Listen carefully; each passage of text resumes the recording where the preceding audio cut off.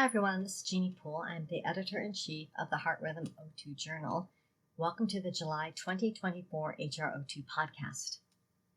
The first paper is titled Sex Differences in the Prognosis of Non-Sustained Ventricular Tachycardia Detected on Holter Recording by Dr. Philip Bonde Christensen.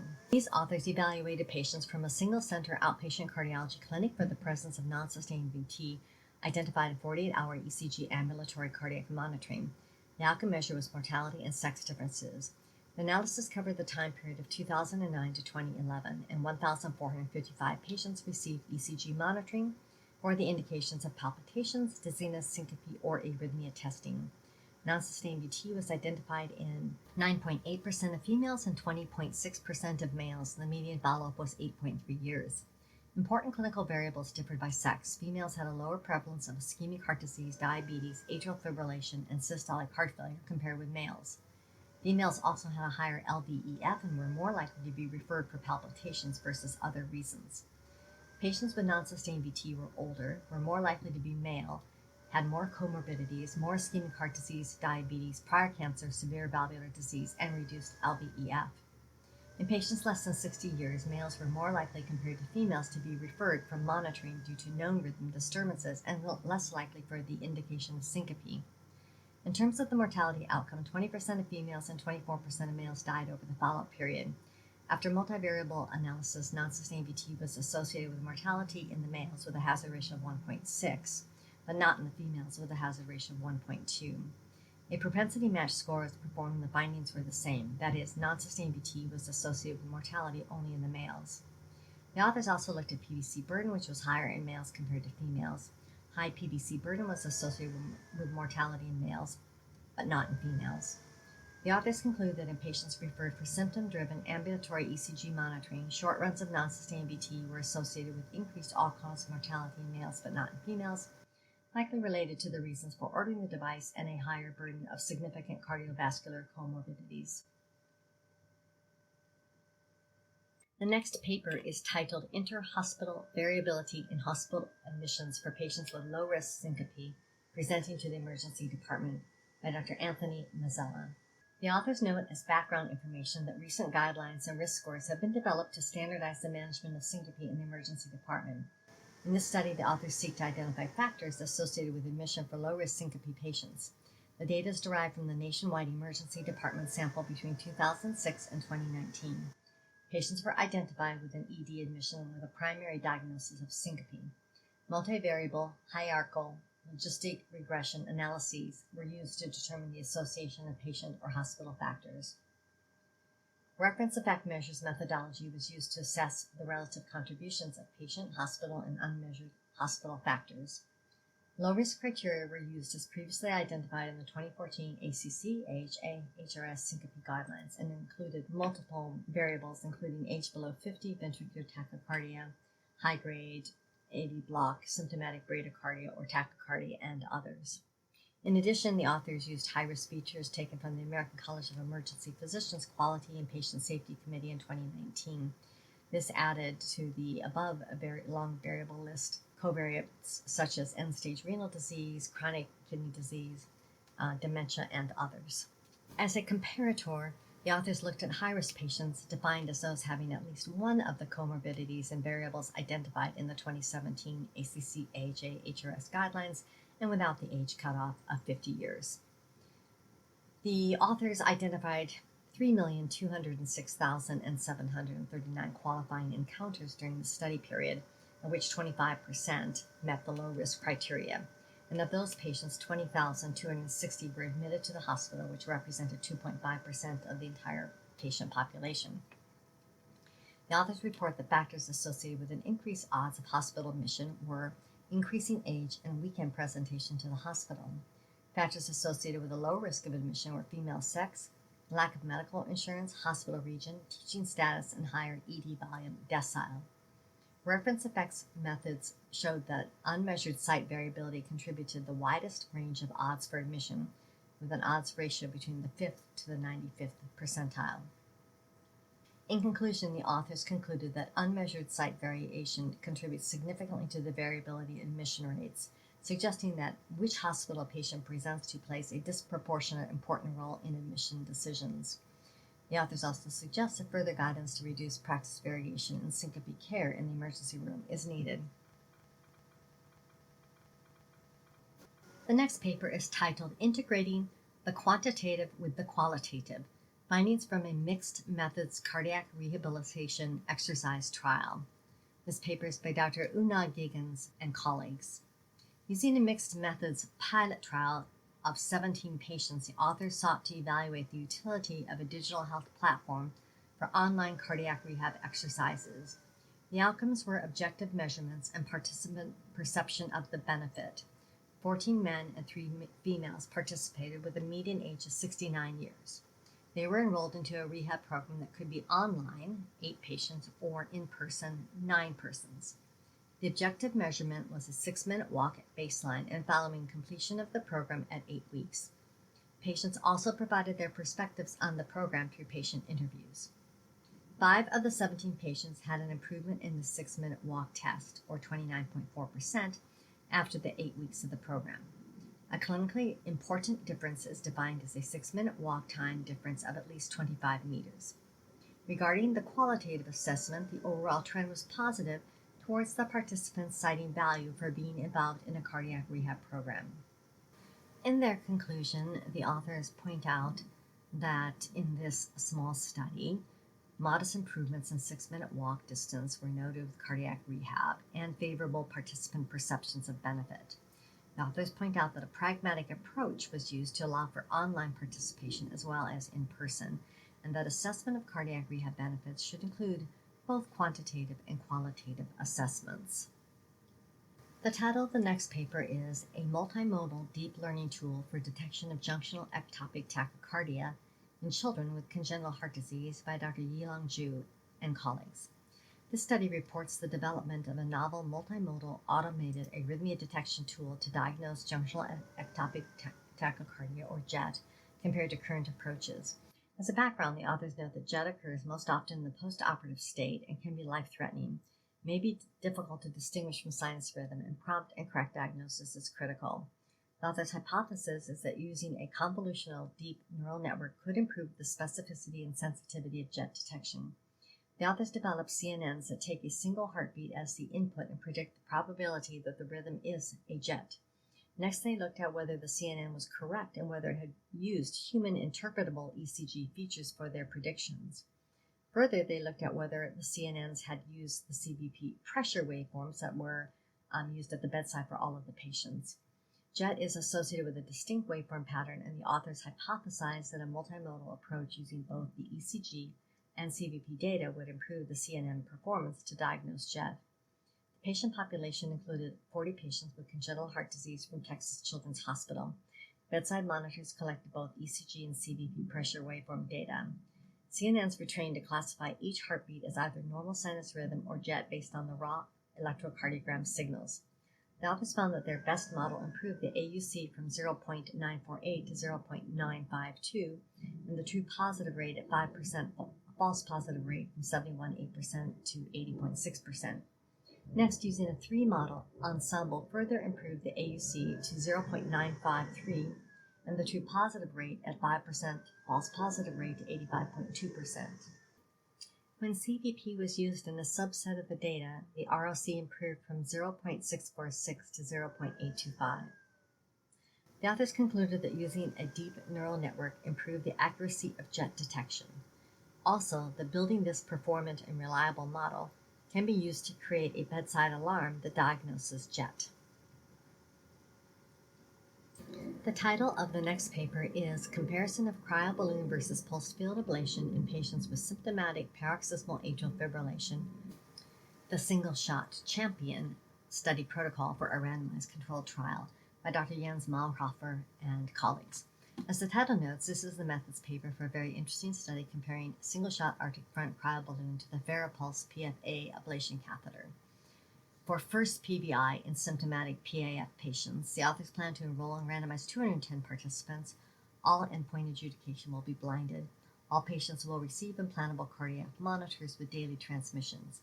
Antiarrhythmic drugs are allowed during the first 3 months, but will be discontinued after 3 months by the latest.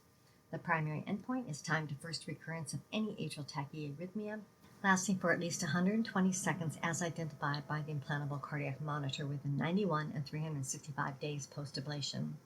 The composite procedural safety endpoint includes cardiac tamponade requiring drainage, persistent phrenic nerve palsy, vascular complications requiring intervention, stroke or TIA, atrial esophageal fistula, and death occurring up to 30 days after the procedure. Key secondary endpoints include increase in high sensitivity troponin on day 1 post-ablation, second, analysis of post-ablation 3-dimensional electroanatomic mapping, 3, AF burden, and 4, quality of life changes. Well, we look forward to the results of this single-shot champion study looking at the efficacy and safety of PVI using the novel Farapulse PFA catheter for patients with symptomatic paroxysmal AFib compared to the Arctic Front cryoablation catheter. The next paper is another design methods paper. This is for the ZEBRA study. The title is ZEBRA Study, the Z-Stitch Early Bed Rest Assessment Study by Dr. Adarsh Khatam Reddy and colleagues. The authors note as an introduction that safe and effective management of venous vascular access is a key component of electrophysiology procedures. They note that post-procedure protocols after using the Z-Stitch method may prolong bed rest, possibly unnecessarily. Therefore, in this study, the authors aim to systematically investigate and quantify patient satisfaction metrics and safety parameters associated with the early mobilization after Z-Stitch placement. This is planned as a prospective multi-center randomized clinical trial with a target enrollment of 200 patients undergoing EP procedures at the Oregon Health and Science University and Veterans Affairs Portland Healthcare System. Patients will be randomly assigned to either a 1 or 4-hour bed rest regimen post-Z-Stitch. A survey study will be used to assess patient satisfaction. Patient satisfaction alongside of monitoring for hematomas, bleeding complications, and other safety endpoints are included. The study includes stratification based upon heparin administration and sheath size. The authors anticipate that early mobilization will lead to higher patient satisfaction scores and no increase in adverse outcomes. The next paper is a brief report. The title is Short and Long-Term Patient-Reported Outcomes of Subcutaneous Implantable Cardioverter Defibrillator Therapy, Results from the Rhythm Detect Registry by Dr. Antonio Bisignani and colleagues. The authors studied a group of patients who underwent subcutaneous ICD implant between 2020 and 2022. They collected prospective data from 11 sites in Italy.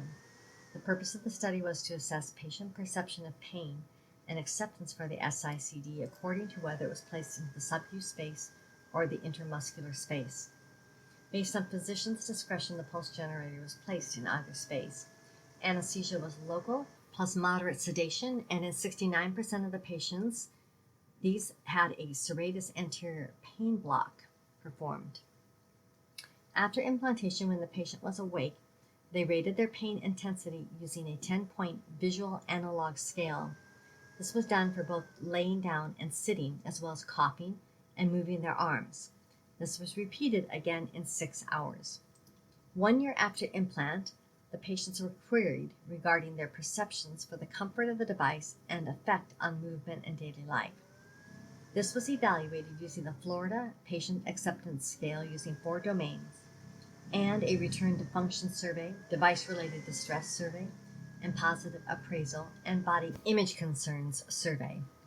149 consecutive patients underwent SICD implantation. Regarding the acute and 6-hour pain perception, lower pain intensity values were recorded in the patients with the intermuscular approach receiving a serratus anterior pain block, and this difference persisted at 6 hours. At 1 year follow-up, 10 patients, or 7%, had a combined endpoint of complications or delivered ICD therapies. Acceptance of the SICD using the Florida patient acceptance was higher in the patients who underwent the serratus anterior pain block. Higher scores also were identified in patients not undergoing defibrillation testing. Both factors identified after multivariable analysis to be associated with better survey scores. The author's key findings are that SICD implantation is associated with overall minimal discomfort. Second, the serratus anterior plane block technique offers reduced perioperative pain levels compared to conventional local anesthesia, enhancing the overall implantation experience. And finally, during follow-up, favorable acceptance of the subcutaneous implantable cardioverter defibrillator was observed across different ages, genders, and body habitus. The next paper is also a brief report. The title is Concerns on Digital Health from a Cardiac Implantable Electrical Device Remote Monitoring Clinic Perspective. Results from an international survey by Dr. Bert Vandenberg and colleagues. This study reports the secondary analysis results of a survey issued by the Heart Rhythm Society Global Network using the SurveyMonkey platform, December 8, 2022, a qualitative improvement initiative by the Heart Rhythm Society Digital Health Committee.